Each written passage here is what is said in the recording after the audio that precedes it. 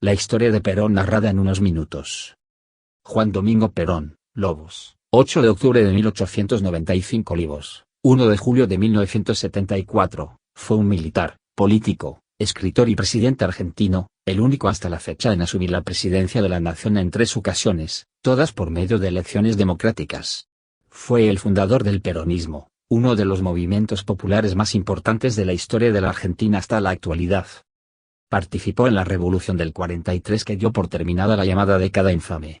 Luego de establecer una alianza con las corrientes sindicales socialista y sindicalista revolucionaria, ocupó sucesivamente el Departamento de Trabajo, la Secretaría de Trabajo y Previsión, el Ministerio de Guerra y la Vicepresidencia de la Nación.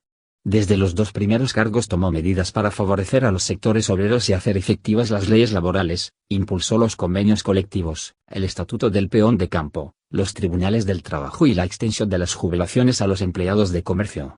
Estas medidas le ganaron el apoyo de gran parte del movimiento obrero y el repudio de los sectores empresariales, de altos ingresos y del embajador de Estados Unidos Spruille Braden, generándose a partir de 1945 un amplio movimiento en su contra.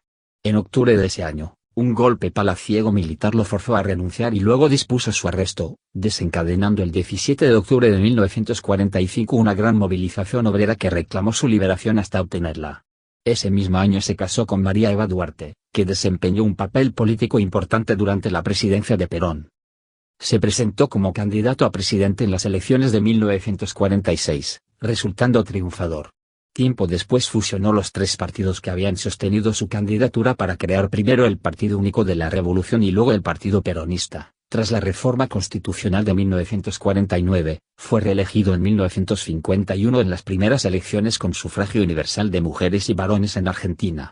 Además de continuar con sus políticas en pos de favorecer a los sectores más postergados, su gobierno se caracterizó por implementar una línea nacionalista e industrialista, sobre todo en lo tocante a la industria textil, siderúrgica, militares, transporte y comercio exterior.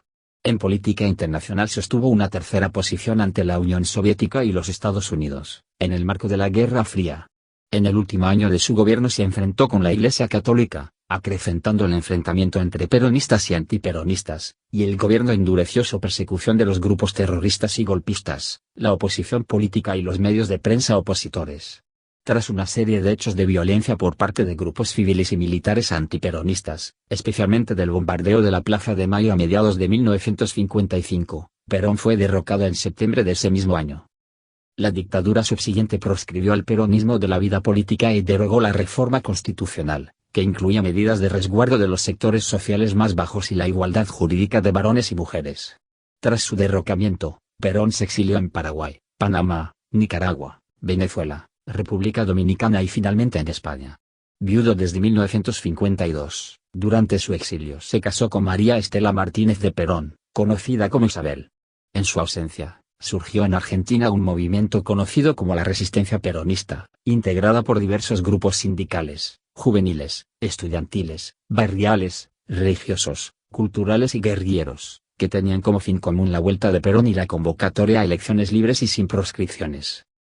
Intentó retornar al país en 1964 pero la dictadura brasileña lo impidió por pedido del presidente Ia. Retornó finalmente al país en 1972 para radicarse definitivamente en 1973.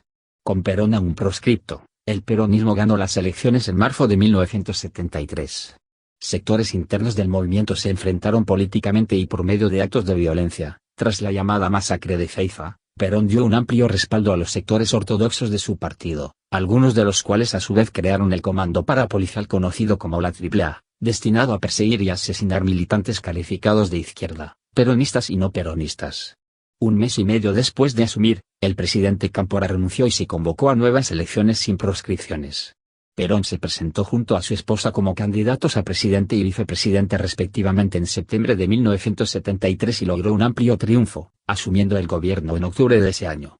Pero falleció a mediados de 1974, dejando la presidencia en manos de la vicepresidenta, que fue derrocada sin haber terminado su mandato. El peronismo continuó existiendo, y ha logrado varios triunfos electorales. Fuente Wikipedia.